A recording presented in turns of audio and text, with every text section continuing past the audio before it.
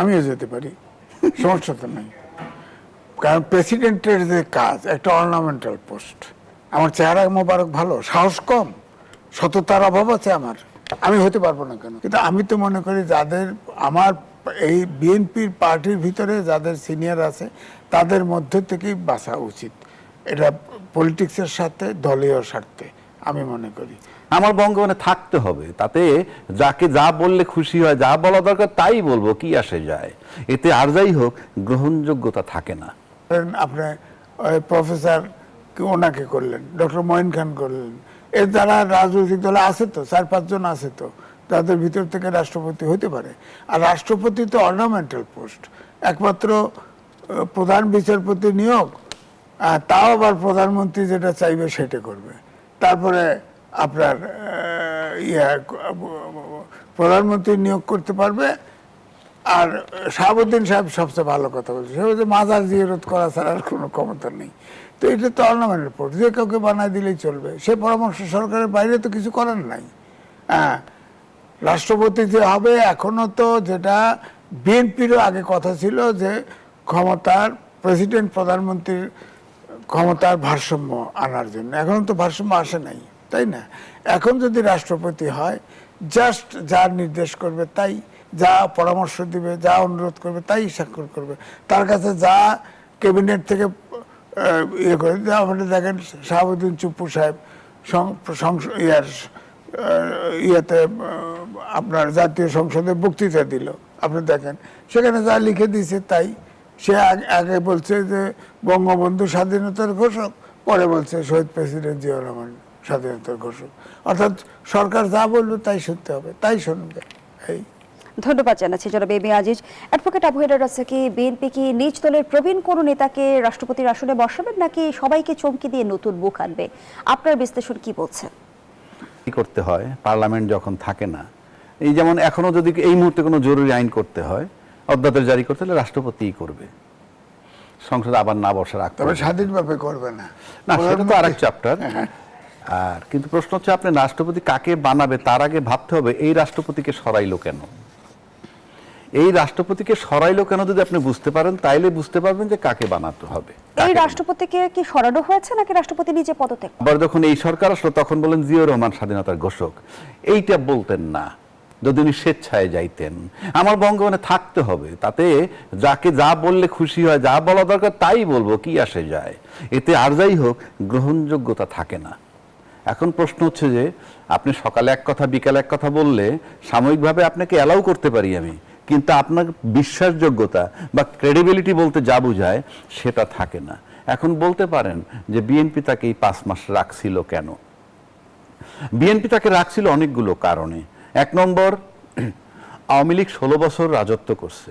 এই 16 বছর রাজত্বের মধ্যে একটা বিরাট বলয় আওয়ামী লীগ তৈরি করছে, সেটা রাজনৈতিক মাঠে, সেটা আপনার আমলাতন্ত্রের মধ্যে, সেটা আপনার মিডিয়ার মধ্যে, সর্বত্র প্রশাসনিক ইয়ের ভিতরে 16 বছর লালন করা ইয়ে থেকে চট করে রাষ্ট্রপতিকে সরাইতে পারে নাই। এবং রাষ্ট্রপতিকে সরানোর জন্য বলছে, তখন বিএনপি বলছে সাংবিধানিক সংকট হবে। আসলে সেটা বলতে তারা বাধ্য হয়েছে পরিস্থিতিগত কারণে, কেননা রাজনীতির আন্দোলনে কেউ সরে না, আলটিমেটলি প্রশাসন যদি সাথে না নামে।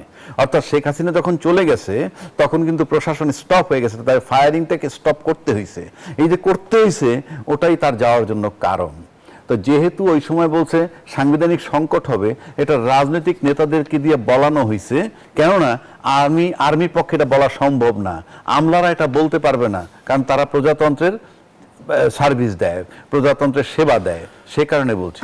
তাহলে এখন তাকে সরাইলো কেন? কারণ আপনি তপ্ত লোহার উপরে বসছেন।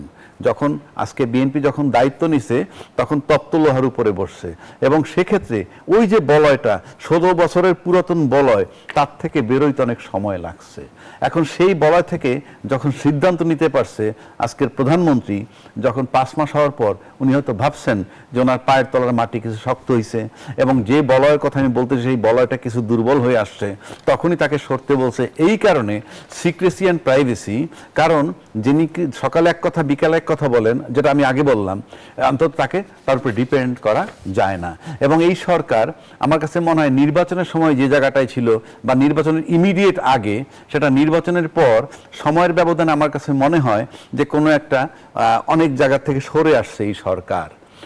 সরে আসার কারণে ওই বলয়ের সাথে তার একটা প্রবলেম তৈরি হতে পারে, একটা গ্যাপ তৈরি হয়েছে। তা না হলে যাকে 5 মাস রাখলাম তাকে এখন সরানোর প্রয়োজন ছিল না। এই যে রাষ্ট্রপতি, যে বলয়ের রাষ্ট্রপতি, আওয়ামী শক্তির রাষ্ট্রপতি, সে কারণে তাকে সরাইতে হইতেছে এখন, যেটা এই সরকার মনে করতেছে, তাই তাকে বলা হয়েছে।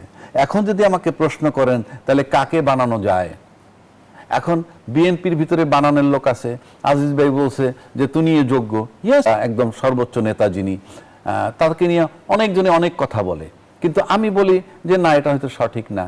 কারণ মাননীয় প্রধানমন্ত্রী তার তৃতীয় নয়ন দিয়ে কার প্রতিভা কিভাবে দেখছেন আমরা সেটা জানি না।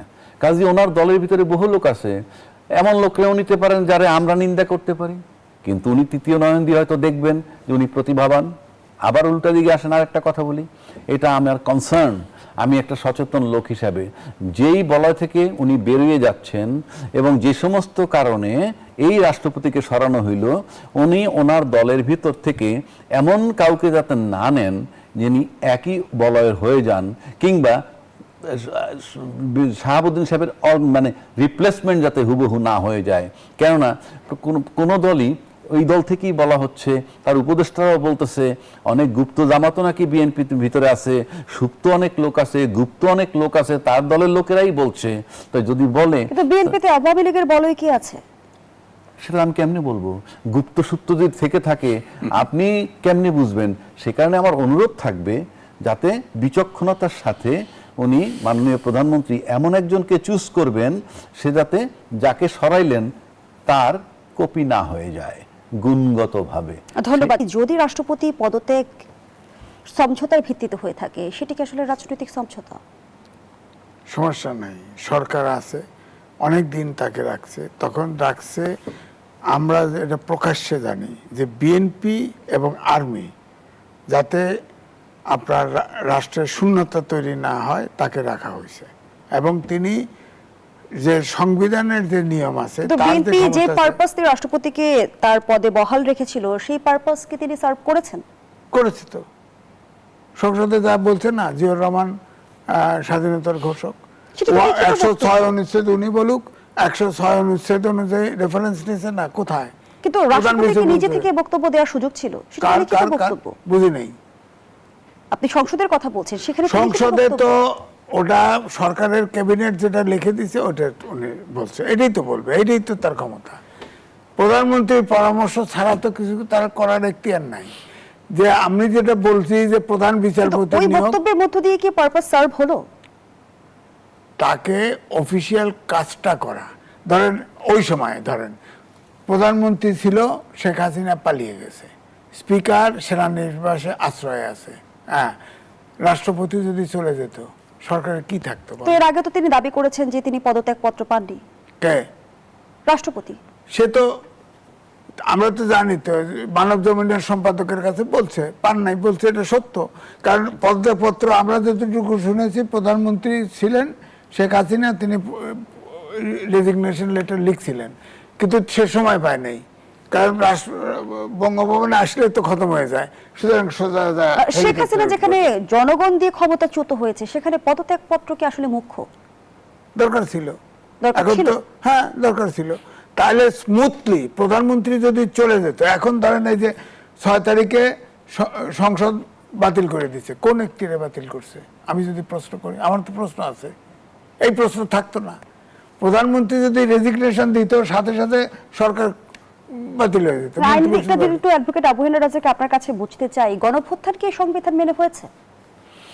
সেটা ভিন্ন কথা। সে তো অনেক পুরনো প্রশ্ন আপনি নিয়ে আসলেন। আপনি আইন মেনে কি হয়?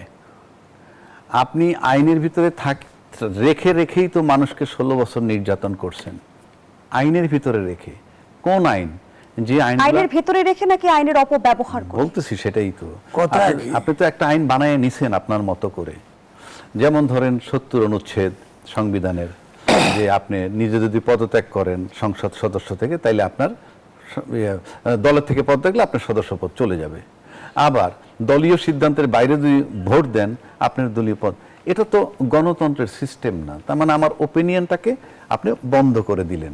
এখন আইন মেনে যেই জুলুম নির্যাতন হইতেছিল সেই আয়নাঘর আবার পুরনো কথা আনলেন, সেই আয়নাঘর, সেই বিডিআর হত্যা, সেই ক্রস ফায়ার, সেই বিনা বিচারে হত্যা, গুম খুন, এইগুলোর থেকে পরিত্রাণ পাওয়ার জন্যে কোন আইন ছিল আপনার কাছে? আপনার হাতে কোন আইনটা ছিল? সেখানে আপনার এই জন্য বলা হয় ওই যে মব যে কথাটা আমরা বলে আসছি, অতীতেও বলছি এখনো বলছি, মব সন্ত্রাস যেটাকে বলি, মব কালচার যেটাকে বলি, সেটা কখনো কখনো সুবিচারও স্থাপন করে। সরকারকে সরানোর জন্য আপ্রাণ চেষ্টা করা হয়েছিল, বিএনপিও বলে দীর্ঘদিন তারা আন্দোলন করছে। তো সেটাকে কোন প্রক্রিয়া আপনি সরাবেন? আইনি প্রক্রিয়া তো সরাইতে পারতেন না। আইনি প্রক্রিয়া সরাইতে গেলে তো ওই 24-এর নির্বাচনের পর আবার 29 সাল পর্যন্ত অপেক্ষা করতে হইতো। সুতরাং তাকে সরানোর জন্য যে প্রক্রিয়া নেওয়া হয়েছে সেটা আইন মেনে করা হয় নাই, এবং আইন মেনে করা হয় নাই যেহেতু, এবং তারপরে যখন আমরা সেটার সুফল গ্রহণ করলাম, নির্বাচন হয়ে গেল, তারপরে অতীত আমরা ভুলে গেলাম, এটা ইনজাস্টিস। কারণ ওই সময় যে ঘটনাটা ঘটাইছিল তার বদৌলতে 29-এর বদলে 26-এ নির্বাচন আসছে, 29-এর বদলে। আচ্ছা, যেমন আজকে একটা কথা আসছে, রাষ্ট্রপতি অপসারণের পর বা পদত্যাগ করার পর আইনমন্ত্রী বলছে গুনে গুনে 90 দিনের মধ্যে নির্বাচন হতে হবে, 123 অনুচ্ছেদের কথা উল্লেখ করেছেন। তো আপনি ভালো করে যদি সংবিধানটা আপনার কাছে থাকে, ওই 123 নম্বর অনুচ্ছেদেই বলা হয়েছে সংসদ যদি কোনো কারণে ভেঙে যায় তাহলে 90 দিনের মধ্যে নির্বাচন হবে। এই প্রশ্নগুলো আমরা আজকে 8 মাস 10 মাস 1 বছর যাবত করতেছি। আমি বলি তো বলা আছে, আর সাথে আরো 3 মাস 6 মাস সর্বোচ্চ 180 দিন, কিন্তু আপনারা নির্বাচন করেছেন 18 মাস পর। এখন এই বিতর্ক এখন করে লাভ নাই। তবে আপনি লিখে রাখতে পারেন সময়ের ব্যবধানে এই প্রশ্ন আসবেই। যদি না আসতো তাহলে আজকে আইনমন্ত্রী কেন বলতেছে রাষ্ট্রপতির পদ শূন্য হয়েছে, 90 দিনের মধ্যে নির্বাচন হতেই হবে? তাহলে ওই নির্বাচন, এই প্রশ্ন ওনারা তো সংসদ নির্বাচনের সময় তুলেন নাই। তাহলে একটা প্রশ্ন আসে, সংসদ নির্বাচন হলো কোন আইনে, কোন সংবিধানে? এগুলো আমি বহুদিন আগে বলছি এবং এখনো আজকে প্রসঙ্গ আসলো, সামনে এই প্রশ্ন আসবে এবং আসবে। ধন্যবাদ জানাচ্ছি অ্যাডভোকেট আবু হেডার রাজাকি। জনাব এবি আজিজ, আমরা দেখেছিলাম অন্তর্বর্তীকালীন শাসনামলেও রাষ্ট্রপতির অপসারণের দাবি উঠেছিল এবং ত্রয়োদশ নির্বাচনের পরপরও কিন্তু বিরোধী দল থেকে এই দাবিটা উঠেছিল, কিন্তু আমরা তখনও দেখেছি রাষ্ট্রপতি বহাল তবিয়তে ছিল। এখন ত্রয়োদশ নির্বাচনের ইতিমধ্যে 5 মাস অতিক্রম হয়েছে। এই যে একটা সামাজিক যোগাযোগ মাধ্যম থেকে বিভিন্ন গণমাধ্যমে যে গুঞ্জনটি উঠে এসেছে যে শেখ হাসিনার সঙ্গে ফোন আলাপের এক ধরনের গুঞ্জন, তার মধ্যে সত্যতা রয়েছে কি? এটা তো প্রমাণ নাই। টেলিফোন করতেও পারে, নাও পারে, আননোন নাম্বার থেকে ফোন করতে পারে, আপনি জানবেন কেমনে? সুতরাং এটা খুব হয়েছে যে আলোচনা হয়েছে, লন্ডন গিয়ে উনি চিকিৎসার নামে গিয়ে শেখ হাসিনার সাথে আলোচনা করেছে। এটা চাউর হয়ে গেছে, সারা বাংলাদেশে সবাই বলে। তো এটার প্রমাণ কই?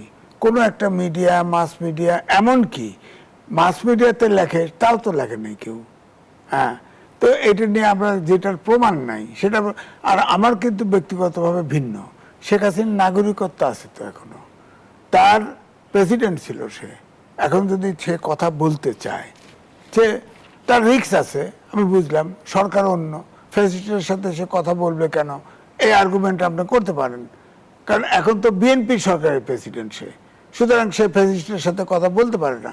কিন্তু যদি বলেন যে মানবিক কারণে হোক আর যে কারণেই হোক তার ফাঁসির আদেশ হয়েছে, আলাপ করতে চাইল, আলাপ যদি করেও ফেলে, হ্যাঁ, এটা বড় দোষ কেন হবে? বড় দোষ তো হওয়ার কথা নয়। সে তো, শেখ হাসিনা এখন মৃত্যুদণ্ড হয়েছে, সে দেশ থেকে পালায় গেছে, কিন্তু বাংলাদেশের নাগরিকত্ব আছে। হ্যাঁ, সেই অধিকারে তো প্রেসিডেন্টের সাথে যদি টেলিফোন ধরে কথা তো বলতে পারে। আমি কিন্তু এটাকে দোষ দেখি না। এটা ধরে রিজাইন করতে বলছে, এটাও আমি মনে করি না। কারণ এখন আমি মনে করি সামনে ধরেন আমরা এখন এই সরকার ধরেন এখন যে পরাশক্তিগুলো অ্যাক্টিভ, যেভাবে যুক্তরাষ্ট্র বলেন, চীন বলেন, আমাদের 3 দিক ঘিরে পরাশক্তি যদি ভারত মনেও না করেন, ভারত তো সবসময় সরকারকে নেলদুপ দর্জি, অর্থাৎ কেন্দ্রশাসিত সরকার রাখতে চায়, এরকম আচরণ করে। কিন্তু রাষ্ট্রপতির পদত্যাগের সাথে কোনোভাবে ভূ রাজনীতি কানেক্টেড কিনা? থাকতে পারে, কারণ এখন এখন ধরেন ভারত শেখ হাসিনাকে নিয়ে কি খেলা করতেছে, অনেকগুলো ইন্টারভিউ দিছে, আপনি তো সংবাদপত্রে থাকেন, বলেন তো দেখি একটা জায়গায় তার চেহারা দেখছেন, একটা জায়গায় তার ইন্টারভিউ নিচ্ছে কোনো রিপোর্টার দেখছেন? হ্যাঁ, কেউ দেখেন না। তার বোন, তার ছেলে, তার মেয়ে, তার আত্মীয় স্বজন, তারপরে 100-র অধিক 1000 নেতাকর্মী আছে, কোনোদিন কারোর সাথে ছবি দেখেছেন? তো এটা যে একমাত্র পৃথিবীতে বলা হয় ভারত হচ্ছে ওখানে গদি মিডিয়া আছে, গদি মিডিয়া মানে নরেন্দ্র মোদীর মিডিয়া, অনুগত মিডিয়া আছে, হ্যাঁ যতই বলেন মিডিয়া আছে। সেখানে রয়টার্সে লাস্ট যে তার ইন্টারভিউ, অনলাইনে ইন্টারভিউ দিছে, সেটা তো বলা হয় যে ওটা তো রয়টার্স হলে কি হবে, আপনার আছে না ওই সারা আন্তর্জাতিক গণমাধ্যমগুলো কেন শেখ হাসিনা সরাসরি সাক্ষাৎকার দিচ্ছে না? শেখ হাসিনা কি তাহলে ভারতে বন্দী অবস্থায় আছে? না, আমি তো তাই বলি, তাকে এখন কিরকম ভাবে রাখছে আমরা তো জানি না। তো সে সরাসরি ইন্টারভিউ, এইটাই তো আমি বলতে চাচ্ছি। সে, আপনি সাংবাদিক, ধরেন আমি সাংবাদিকতা করছি, আপনি বলেন তো কোনো ইন্টারভিউতে কোন ব্যক্তির স্টেটমেন্ট দিলে রিপোর্টার থাকে না, প্রশ্ন দেখায় না, যে ইন্টারভিউ দেয় তারটা দেখেন না, টেলিফোনেও যদি কথা বলে টেলিফোনে ভয়েস দেখায় না। শেখ হাসিনার কোন ইন্টারভিউতে কোনো অ্যাডভোকেট অবহেলার আছে কি এই রহস্যের পেছনে কি কারণ থাকতে পারে? আমি একটা কথা বলি আপনাকে, আমি কয়েকদিন আগে দেখলাম সোশ্যাল মিডিয়ায় সমর রেজাউল করিম, তাই তো অ্যাডভোকেট, আজকেও দেখছি, উনি বলছেন যে উনি কিছুদিন আগে দিল্লিতে গিয়ে শেখ হাসিনার সাথে দেখা করছেন, ওনার সাথে আরো কিছু লোক ছিল, এবং উনি বলছেন যে আমার সাথে উনি সশরীরে দেখা করছেন এবং উনি আগের চেয়ে উদ্দীপ্ত, এবং উনি আগে যেমন প্রধানমন্ত্রী থাকাকালীন যেরকম ছিলেন আজকে সেই একই রকম আছেন, ওনার দৃঢ়তা, ওনার একাগ্রচিত্ততা ইত্যাদি ইত্যাদি, এবং বারবার বলছেন যে উনি আমাদের সাথে সশরীরে আমাদের সাথে বসছেন এবং 6 ঘন্টা আলাপ করছেন। আমি শেষ করি। এখন প্রশ্ন হচ্ছে, যখনই আমি সিম্পলি বলবো যে জুয়ের সাথে আজকে আমার সাক্ষাৎ হয়েছে, একটা মিটিং হয়েছে, দ্যাটস অল, কয় ঘন্টা, কি আশয় বিষয়, বুদ্ধিদীপ্ত, দৃঢ়চিত্তের, এত কিছু বলার মানে কি? এত কিছু বলার তো প্রয়োজন নাই। যেমন আমার সাথে জুয়ের টেলিফোনে কথা হয়েছে, অথবা আমার সাথে তার ভিডিওতে কথা হয়েছে, দ্যাটস অল। ভিডিও মানে আপনার সাথে আমার দেখা হয় নাই ফেস টু ফেস, কিন্তু আমি ছবিতে কথা বলছি। টেলিফোনে কথা হবে মানে অডিও কথা হয়েছে। আর ওনার সাথে আমার সাক্ষাৎ হয়েছে মানেই উনি সশরীরে আসছেন, তারপরে এত বড় বিবরণ দেওয়ার কোনো মানে নাই, এবং 6 ঘন্টা ব্যাপী। আবার যদি মনে করেন উনি বন্দী থাকেন, তাহলে উনি বন্দী ছিলেন, এত কিছু বলার দরকার নাই তো, যে আমি ভারত সরকারের অনুমতি নিয়ে ওনার সাথে দেখা করেছি, এইটুক বললেই বোঝা যাবে যে উনি বন্দী। সুতরাং এই যে কথাগুলো বলতেছে, it is doubtful case. Number 1, আমার ব্যক্তিগতভাবে ধারণা ওনার সাথে আদৌ দেখা হয়নি, এবং নাহলে এই বিবরণের কোনো প্রয়োজন নাই। 6 ঘন্টা ব্যাপী কথা হয়েছে, দৃঢ়চেতা, একাগ্রচিত্ততা আগের মতোই আছে, এইসব বলার মানে হচ্ছে আমরা যেমন 55 বছর যাবত বলে আসছি স্বাধীন বাংলাদেশ, মুক্তিযুদ্ধের চেতনা আমাদের ভিতরে, কিন্তু ইনশাআল্লাহ তাআলা মুক্তিযুদ্ধের চেতনার নামে দেশটার 12টা বাজাইছে, বিনা বিচারে হত্যা, আয়নাগর ইত্যাদি ইত্যাদি আমরা করছি চেতনার নামে। সবই তো চেতনা। আরে যেই দেশের লোকের নিরাপত্তা আপনি দিতে পারেন না, সে যে কোনো ফর্মই হোক, আপনার যদি শত শত লোক মারতে হয়, আপনি কোনোভাবেই কোয়ালিফাইড না রাষ্ট্র চালানোর জন্য। সেই কারণে বলছি, বাস্তবতায় আমরা যে দেখছি যে সদ্য পদত্যাগী রাষ্ট্রপতির বিচারের দাবি তুলেছে বিরোধী দল, বিচারের আওতায় আনা কি সম্ভব, নাকি ওই যে সংবিধানের 51 অনুচ্ছেদ তাকে সুরক্ষা দেবে? আমি বিস্তারিত আইনি ব্যাখ্যাটা আপনার কাছ থেকে শুনবো মনে রেখে দিলে। হ্যাঁ, তো জনতন্ত্র গণতন্ত্রের এই পর্যায়ে একটা বিরতি নিচ্ছে, সাথেই থাকুন। আবার আমন্ত্রণ, দেখছেন নিউজ 24 এর নিয়মিত আয়োজন জনতন্ত্র গণতন্ত্র, নিবেদন করছে RICL স্টিল। আমরা আবারও ফিরছি আলোচনায়। অ্যাডভোকেট আবু হেনা রাজাকে যে প্রশ্নটি রেখে বিরতিতে গিয়েছিলাম, ইতোমধ্যেই বিরোধী দল সদ্য পদত্যাগী রাষ্ট্রপতির বিচার দাবি জানিয়েছে। তো জানতে চাই যে রাষ্ট্রপতিকে কি আইনের আওতায় আনা সম্ভব, নাকি সংবিধানের 51 অনুচ্ছেদ তাকে সুরক্ষা দেবে? রাষ্ট্রপতি তার পদে অধিষ্ঠিত থাকাকালীন সময় তার বিরুদ্ধে আপনি কোনো ফৌজদারি মামলা করতে পারবেন না। এখন আসেন, অতীত যদি দেখেন, এরশাদ সাহেবের বিরুদ্ধে মামলা হয়েছে, উনি জেলেও দণ্ড ভোগ করছেন। ক্ষমতা থেকে সরে যাওয়ার পর তারপরে তর্কের খাতিরে বেগম খালেদা জিয়ার বিরুদ্ধে মামলা হয়েছে, শেখ হাসিনার মৃত্যুদণ্ড হয়েছে, এখন রাষ্ট্রপতি যে শাহাবুদ্দিন সাহেব, অনেকে অনেক কথা বলে উনি সাংবিধানিক জটিলতা এড়ানোর জন্য তাকে রাখা হয়েছিল ইত্যাদি ইত্যাদি। কিন্তু আপনি অপরাধ কিভাবে হয়, কতগুলো অপরাধ আছে যে অপরাধগুলা আপনি কোনো মার্সি নেই। আপনি যদি সুস্পষ্টভাবে ভায়োলেশন অফ কনস্টিটিউশন করেন, যেখানে আপনি একটা সাংবিধানিক পদ হোল্ড করেন, আপনি বাংলাদেশের রাষ্ট্রপতি। রাষ্ট্রপতি মানে কি? রাষ্ট্রের সর্বোচ্চ সম্মানের জায়গাটা। আপনার দায়িত্ব কতটুক, কর্তব্য কত, সেটা পরের চ্যাপ্টার। আচ্ছা, সেখানে বসে যদি আপনি এই সংবিধানের লঙ্ঘন করেন, এর অপরাধ আপনি কি দিয়ে মানে কাটাবেন? কোনো অপশন নাই, এটা কাটানোর কোনো সুযোগ নাই। যেমন ধরেন একটা এক্সাম্পল যদি আমি আপনাদের দিই, দুটো এক্সাম্পল এখানে দিব। এক নম্বর হইল, বঙ্গভবন থেকে নাকি ছবি নামাইছিল মাহফুজ আলমরা, আমরা সেটা ভিডিও ফুটেজ দেখছি নাকি আজিজ ভাই? আচ্ছা, তারপরে যখন নির্বাচন হয়ে গেল, সংবিধান এখন পর্যন্ত সংবিধান সংশোধনের হয় নাই, কোথাও স্পর্শ, এখন পর্যন্ত সংবিধান স্পর্শই করে নাই। একটা কমিটি বানাবে, তাতে বিরোধী দলের লোক এখনো যোগ দেয় নাই। তারপরে অথচ 2/3 মেজরিটি কিন্তু বিএনপির নিজস্ব আছে নাকি আজিজ ভাই? সংবিধান যে কোনো সময় সংশোধন করে নিতে পারে। কেন বলছি কথাটা?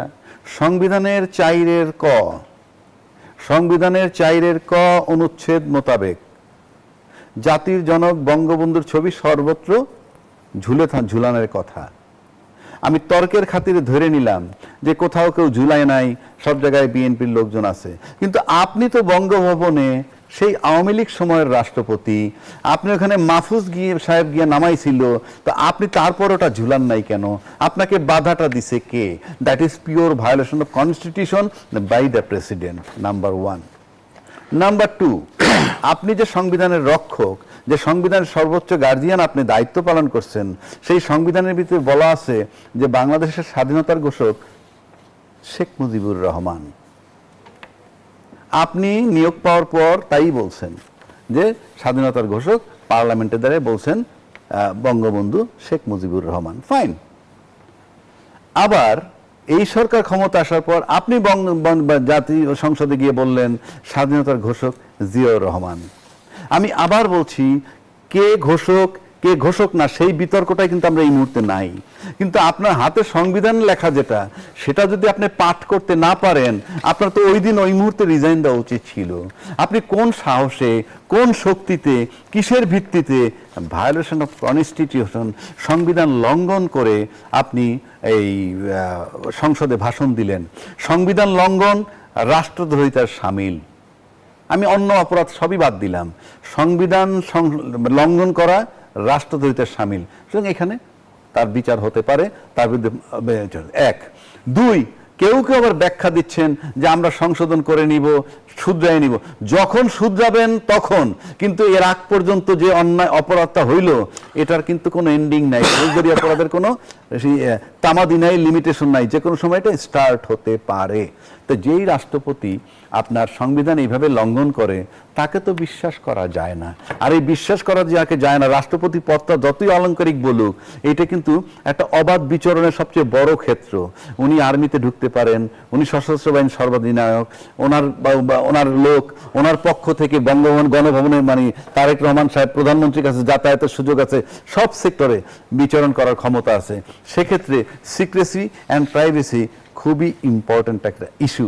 এই কারণে তাকে সরানোটা যেমন জরুরি ছিল, একইভাবে আজকে সংবিধান লঙ্ঘনের দায়ী তার ট্রায়াল মানে শুরু হতে পারে বলে আমি কনসার্ন এবং ব্যক্তিগতভাবে তাই মনে করি। কি হবে না হবে সেটা বড় কথা না। উনি নিজে ওনার দলে থেকে উনি বঙ্গবন্ধুকে অপমান করেছেন, আমি বলবো ওনার কথা, উনি সংবিধান লঙ্ঘন করেছেন।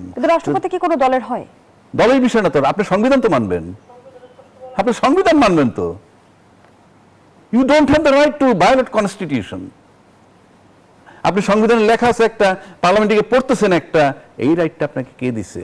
It is pure violation of constitution. সুতরাং উনি আইনের ঊর্ধ্বে না, রাষ্ট্রপতি ততক্ষণ ছিলেন আইনের ঊর্ধ্বে, কিন্তু এখন উনি বিচারের আওতায় আসতেই পারেন এই গ্রাউন্ডে। সেকেন্ড শেষ করে দিয়ে আরেকটা কথা, উনি যত কথাই বলেন না কেন অলংকারিক পদ, কই আপনার চোখের সামনে যখন এত লোক মারা যাচ্ছে, এত শিশু, যুবক, কৃষক সব হত্যা হইতেছে, আপনাকে টাচ করে নাই? আপনি যখন জিয়া রহমান সাহেবের গিয়ে ঘোষক বলতেছেন, ফাইন, বলেন কি আপনি, এই তো আপনার ব্যক্তিত্ব। তা আপনি যদি খুব পার্সোনাল লোক, আপনি সেদিন রিজাইন দেন নাই কেন, যে না এই ডেড বডি আমি সহ্য করতে পারতেছি না, আমি রাষ্ট্রপতির কিছু করার নাই কিন্তু আমি পদত্যাগ করলাম? আপনি কি করেছেন? করেননি। সুতরাং মাপ পাওয়ার কোনো সুযোগ নেই। ধন্যবাদ জানাচ্ছি অ্যাডভোকেট আবু হেডার রাজাকি। জনাব এবি আজিজ, পদত্যাগের পর একটি গণমাধ্যমের সঙ্গে কথোপকথনে বিচারের দাবি তোলার প্রসঙ্গে শাহাবুদ্দিন বলেন, ধুর এগুলো বাদ দেন, এগুলো পাত্তা দেই না। অন্তর্বর্তী সরকারের উপদেষ্টারা তার কাছে শপথ নিয়েছিলেন মন্তব্য করে তিনি বলেন, আর কিসের বিচার করবে, কিসের? সংবিধানের 51 অনুচ্ছেদ পড়ে দেখুক। কিন্তু অ্যাডভোকেট আবু হেডার রাজাকি ইতিমধ্যেই ব্যাখ্যা করেছেন যে 51 অনুচ্ছেদ তাকে সুরক্ষা দেবে না। সেই জায়গা থেকে আমরা দেখলাম যে পদত্যাগের পর স্বরাষ্ট্রমন্ত্রী রাষ্ট্রপতি ইস্যুতে যেমনটি ইতিবাচক বক্তব্য দিলেন, সেটি কি আসলে সেফ এক্সিটের কোনো বার্তা দেয় কিনা? 51 অনুচ্ছেদ তিনি রাষ্ট্রপতি থাকলে দায় মুক্তি পাবেন, কিন্তু এর আগে পরে তো তিনি যদি কোনো ফৌজদারি অপরাধ করে থাকে তার তো বিচার হবে। যেমন ধরেন হোসেন মোহাম্মদ এরশাদ, তিনি তো জেলে ছিলেন না, বেগম খালেদা জিয়াকে জেলে দিচ্ছেন না, তাকে তো মেরেই ফেললো। তো সুতরাং এটা যে 51 কিন্তু রাষ্ট্রপতির থেকে নেমে যাওয়ার পরে আর দায় মুক্তি পাবে না। তার অপরাধ, অতীত অপরাধ থাকলে যদি তার ভিতরে রসদ থাকে, তিনি মামলা তার বিরুদ্ধে করা যাবে। যেমনটি বলা হচ্ছে তিনি সাংবিধানিক ধারাবাহিকতা রক্ষা করেছেন, 3 সরকারের শপথ পাঠ করিয়েছেন। সেটা অন্য ইস্যু, আইন এটা কভার করুন না। আমি তো বলতেছি 106 অনুচ্ছেদ কোত্থেকে নিল? চিফ জাস্টিস অ্যাপিলেট ডিভিশনের আগে তো মব সন্ত্রাস করে ভাড়ায় দিছে। হ্যাঁ, তার প্রধানমন্ত্রী নাই, স্পিকার নাই, উনিও যদি না থাকেন তাহলে তো দেশই থাকে না, কেউ নিয়ন্ত্রণ থাকে না।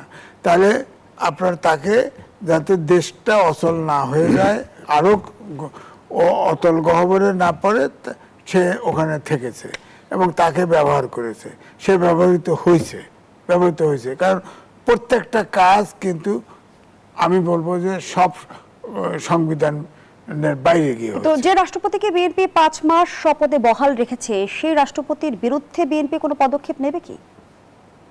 নেবে না, তাকে তো থাকতে বলছে। কারণ বিএনপি এবং আর্মি তারা তো তাকে ওখানে আটকাইছে এবং সে নিজে আমাকে বলছে, আমার সাথে তার দেখা হয়েছে, সে বলছে, আমি বলছি যে আপনি কি আর আওয়ামী লীগ ক্ষমতায় ছিল, আপনি প্রেসিডেন্ট, এখন কেন তাহলে শাহাবুদ্দিন চুপ্পু বিচারের আওতায় কিভাবে আসবে? বিরোধী দল ওটা তো অন্য ইস্যু। বিচারের আওতায় আসবে সে ক্রাইম করে থাকলে। এই জন্য ট্রাইব্যুনালের চিফ প্রসিকিউটর বলছে যে হ্যাঁ, তার মামলা হলে সেটা যাচাই বাছাই করে দেখা হবে, যদি মামলা উপযোগী হয় তো মামলা হবে। আমি একটা কমপ্লিমেন্ট দিই ওনাকে, আপনি যে কথাটা বলছেন, পরিষ্কার বলা আছে বাংলাদেশ সংবিধানের 51 অনুচ্ছেদে রাষ্ট্রপতির দায়মুক্তির বিধান রয়েছে। কিভাবে? এই অনুচ্ছেদ অনুযায়ী রাষ্ট্রপতি তার কার্যভার পালনকালে কোনো কাজের জন্যে, কার্যভার পালন করার সময়, অর্থাৎ রাষ্ট্রপতি হিসেবে যতক্ষণ দায়িত্ব পালন করবেন, সেই কার্যে যদি ফৌজদারি অপরাধ হয়ে থাকে, ওই মুহূর্তে তার বিরুদ্ধে কিছু করা যাবে না। এইটা বলা হয়েছে ওইখানে। এটার মানে এই না যে পরে অ্যাকশন নেওয়া যাবে না, ওই সময় করা যাবে না। কারণ আপনাকে সংবিধান রক্ষা করবেন, আপনি সেখানে আপনি সংবিধান ভায়োলেট করতেছেন, এটা কি বৈধ নাকি? এটা কি বললে হবে? তাহলে তো সংবিধানের কোনো মূল্যই নাই। অর্থাৎ ওই সময় আপনাকে বলা হবে না, আপনার অ্যাকশনটা যাবে পরে। That is honour to the president. সুতরাং এটা আপনাকে, এটার মানে হচ্ছে আপনি পরিণতি ভেবে কাজ করবেন। এটা একটা ডাইরেকশন, আপনি পরিণতি ভেবে কাজ করবেন। আপনি আইনের ঊর্ধ্বে না, কিন্তু আপনি যতক্ষণ বঙ্গভবনের রাষ্ট্রপতির বসে থাকবেন অতক্ষণ আপনি আইন আপনাকে পাবে না। এইটা হইল ওই অনুচ্ছেদের বক্তব্য। বিরোধী দলীয় চিফ হুইপ নাহিদ ইসলাম যেমনটি বলেছেন, গণভোটের রায় বাস্তবায়ন না করলে সরকারকে সহযোগিতা করা হবে না। বিরোধী দল যদি সরকারকে অসহযোগিতা করে, সরকারের জন্য কতটা চ্যালেঞ্জ তৈরি হবে? প্রশ্নটি রাখছি। আবারও বিরতির সময় হয়েছে, বিরতি নিয়ে ফিরছি। দর্শক, জনতন্ত্র গণতন্ত্রের এই পর্যায়ে আবারও বিরতি নিচ্ছি, সাথেই থাকুন। ফিরে এলাম, দেখছেন জনতন্ত্র গণতন্ত্র, নিবেদন করছে আড়াইসির স্টিল। আমরা আবারও ফিরছি আলোচনায়। অ্যাডভোকেট আবু হেডার রাজাকি, যেমনটি বিরোধী দলীয় চিফ হুইপ নাহিদ ইসলাম বলেছেন, গণভোটের রায় বাস্তবায়ন না করলে সরকারকে সহযোগিতা করা হবে না। তিনি বলেছেন সরকার 5 বছর মেয়াদও পূর্ণ করতে পারবে না। বিরোধী দল যদি অসহযোগিতা করে, সরকারের সামনে কি কি চ্যালেঞ্জ তৈরি হবে? শুনেন, এটা তো ন্যাচারালি, আপনি তো যদি তারা অসহযোগিতা করতে চায় গণভোট বাস্তবায়ন না করলে, আর রাজনীতি যদি আপনি এই মুহূর্তে ধরেন, এই মুহূর্তে এই এনসিপির রাজনীতি একটাই আছে, গণভোটের আলোকে জুলাই সনদ বাস্তবায়ন। এছাড়া তাদের সামনে আর কোনো রাজনৈতিক বক্তব্য নাই। রাজনৈতিক বক্তব্য আর কি আছে? আপনি যদি পার্লামেন্টের দিকে তাকান, পার্লামেন্টে এখন 3টা দল আছে, বিএনপি, জামাত এবং এনসিপি। বিএনপি 2/3 মেজরিটি পাইছে। বিএনপি এখন শুধু শব্দ করবে, আমরা সংশোধন কমিটি বানাবো, সংবিধান আপনারা আসেন, না আসলেও কিছু আসে যায় না। আবার তারা গেলেও কিছু আসে যায় না, কারণ তারা গিয়ে যদি ভেটো দেয় কাজ হবে না, কারণ 2/3 মেজরিটি তাদের আছে। এগুলো বলতে হয়, বলার খাতিরে বলা। আচ্ছা, জামাত ইসলাম কোনো ডিস্টার্ব করবে বলে পার্লামেন্ট ভেঙে যাক, আমার কাছে মনে হয় না জামাত ইসলাম এটা চাবে, কারণ সে 68টা সিট পাইছে আর নারী আসন নিয়ে 76টা সিট পাইছে, জীবনের সর্বশ্রেষ্ঠ অর্জন। এবং তারা জানে তারা কখনো ক্ষমতায় যাবে কিনা আমি জানি না, যাইতে চায় কিনা তো আমার সন্দেহ আছে, কারণ দে আর এনজয়িং দেয়ার টাইম। কি সুন্দরভাবে আছে বিরোধী দলীয় নেতা হিসেবে, এটা কত রকমের সুযোগ সুবিধা, বলতেও তো ভালো লাগে। বিরোধী দলীয় নেতা 76টা মেম্বার অফ পার্লামেন্টের নেতৃত্ব দিছে, সুতরাং তারা ভাঙতে চাইবে না পার্লামেন্ট। আবার যদি আপনি এনসিপির দিকে আসেন, তারা চিন্তা করবে এই হাতিয়ার নিয়ে আমরা মাঠে থাকবো, এবং এটা যৌক্তিক হাতিয়ার যে আপনি গণভোট যদি বাস্তবায়ন না করেন, জুলাই সনদ যদি বাস্তবায়ন না করেন, সেই যে 4 কোটি ভোটার আমরা যে বলি 15 বছরে তৈরি হয়েছে, সেগুলো তাদের পিছনে থাকবে। অর্থাৎ তাদের দলটাকে ঘোচানোর জন্য, দলটাকে স্ট্রং করার জন্য এই 6টা সিট তাদের দরকার, এবং পার্লামেন্টটা লম্বা সময় থাকুক সেটা।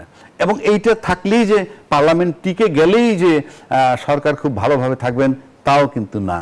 এই কারণে না, কারণ আমার ইন্টারনাল প্রবলেমের চেয়ে এক্সটার্নাল প্রবলেমটা এখানে এখন এই মুহূর্তে বেশি। এটার কারণ হচ্ছে আপনি জিও পলিটিক্সের দিকে যদি আসেন, 3টা দেশের তুখোর খেলা চলছে এখানে, বিশেষ করে চায়না, আমেরিকা এবং ইন্ডিয়া। তো চায়না এবং আমেরিকা কিন্তু 2টা পরাশক্তি এখানে আছে। 2টা পরাশক্তির পাশে কিন্তু ইন্ডিয়া খুব বড় শক্তি না।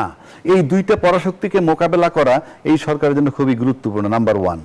নাম্বার 2 হচ্ছে সরকার একটা রুটিন কাজ করতেছে। আপনি দেখেন রুটিন কাজ কোনটা, ওই যে আমরা দিন আনি দিন খাই যেরকম, অর্থাৎ আপনার রেগুলার কিছু ভ্যাট কালেকশন হয় সরকারের, রেগুলার কিছু ট্যাক্স কালেকশন হয়, রাজস্ব বলতে যেটা বোঝায়, সেটা দিয়ে সরকার চলতেছে, রুটিন চলা।